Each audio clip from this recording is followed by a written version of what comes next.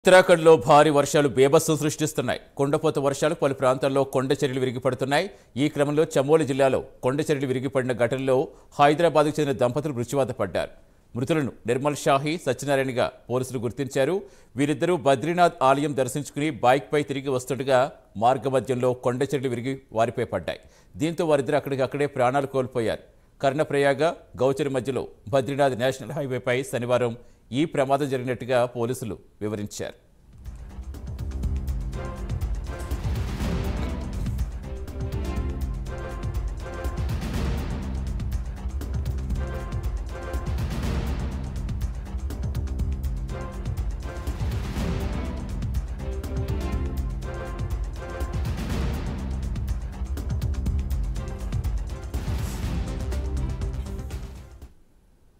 ఉత్తరాఖండ్లో భారీ వర్షాలు బేభత్సం సృష్టిస్తున్నాయి. కొండపోత వర్షాలు పలు ప్రాంతాల్లో కొండ చర్యలు విరిగిపడుతున్నాయి.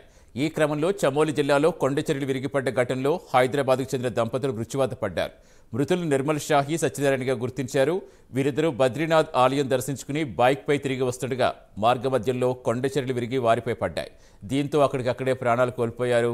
కర్ణప్రయాగ, గౌచరి మధ్యలో బద్రీనాథ్ నేషనల్ హైవేపై శనివారం ఈ ప్రమాదం జరిగినట్టుగా వివరించారు పోలీసులు.